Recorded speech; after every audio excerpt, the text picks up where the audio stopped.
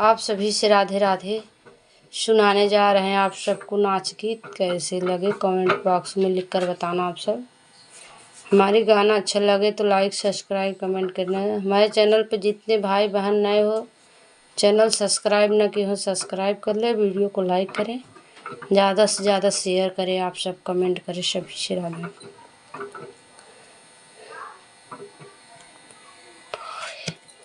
बगिया बोए हमने बोलवा पिया हेराई गईले ना। बगिया बोए मैंने बोलवा पिया हेराई गईले ना। बगिया बोए ने बोलवा पिया हेराई गईले ना।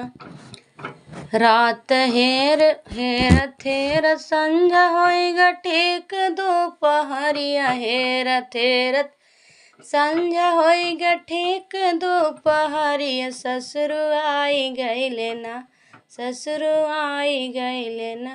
पट से काढ़े झट से काढ़े मैं घुघुटवा पटला जाई गईले ना। झट से काढ़ मैं घुघुटवा पटला जाई गईले ना।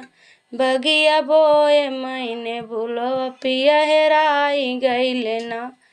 बगिया बोए मैंने बोलवा पिया हेराई गईले ना। हेर थेर संझा होइगा ठीक दोपहरिया हेर थेर संझा होइगा ठीक दोपहरिया। जेठवा आई गईले ना, जेठवा आई गईले ना। चट से रास्ता बेराए पटला जा गईले ना। झट से रास्ता बेराए पटला जाई गईले ना। बागी बोए मैंने बोलवा पिया हेराई गईले ना। बोए बगिया मैंने बोलवा पिया हेराई गईले ना।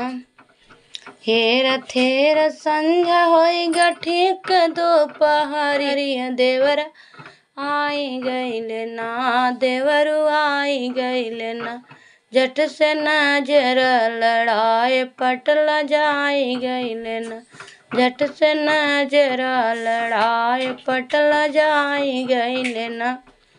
बोए बगिया मैंने बोलवा पिया हेराई गईले ना। बोए बगिया मैंने बोलवा पिया हेराई गईले ना।